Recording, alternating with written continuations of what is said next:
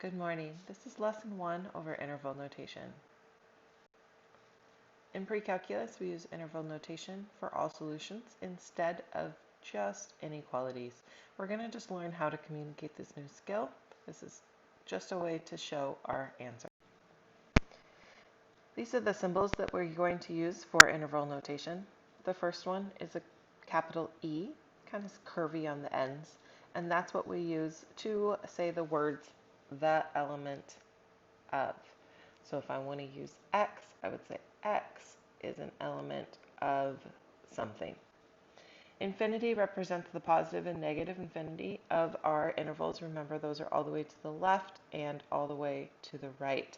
So we can put a negative in front of the infinity to represent the smallest numbers possible, with 0 being in the middle. And then we can put infinity to the right, representing the largest number possible. You can add the positive there if you would like. A bracket represents that the number is included. This is replacing our less than or equal to or greater than or equal to symbols for inequalities. The parenthesis represents the number is not included. This is replacing our less than or greater than symbols. A U represents a collection of sets. This is what we use when we want to use an OR set of a compound inequality. Let's go through some examples together. All the way to the left is where we have our inequality notation. All the way to the right is where we have our interval notation. In the middle, to help communicate this, I'm going to put a number line so that we can draw a number line to represent the situation. Remember, when we're dealing with inequalities, the mouth opens to the bigger side. So for the one on the left, I have x greater than or equal to 34. On a number line, we're talking about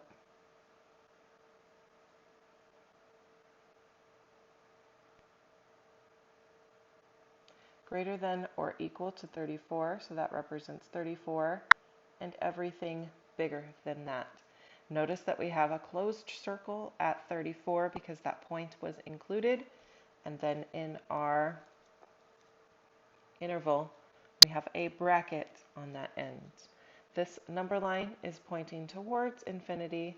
We can actually never get to infinity, so anytime we're using infinity, we always use a parenthesis. For example 2, I have x greater than 56. Again, on a number line.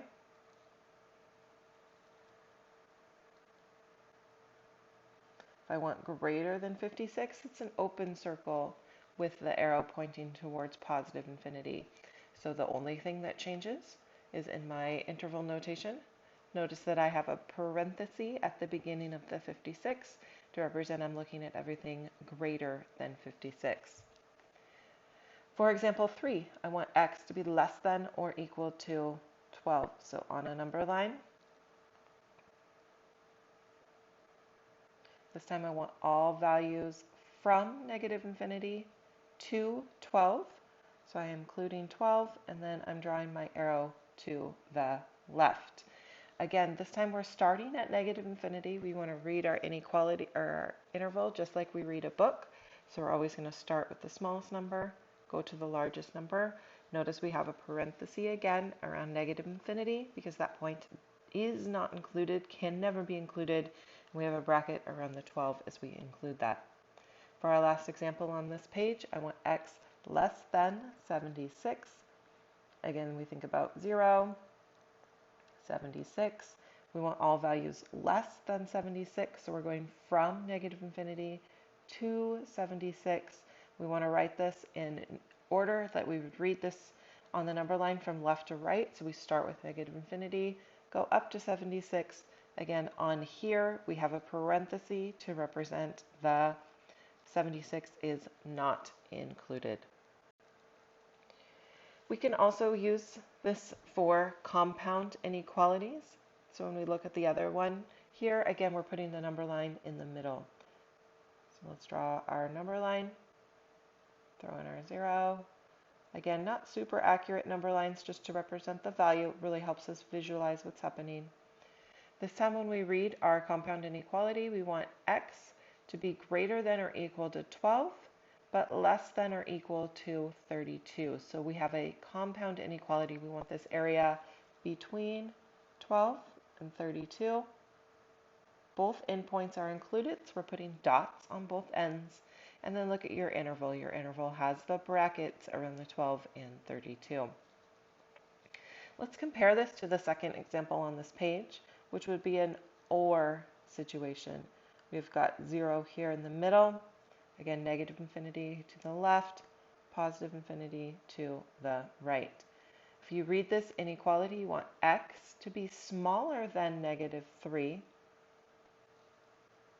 So that's from negative infinity up to negative 3, not included. And then you want x to be greater than 16. Again, greater than would be to the right. That point is not included, so you have the open circle. So when you read this number line and turn it into an inequality, you're going from negative infinity to negative 3. Then you're going from 16 to positive infinity. Again, because this is just a less than and a greater than symbol, you have a parenthesis as those endpoints are not included. Let's look at the next one down. The next one down wants x to be greater than negative 4. So let's draw in our number line.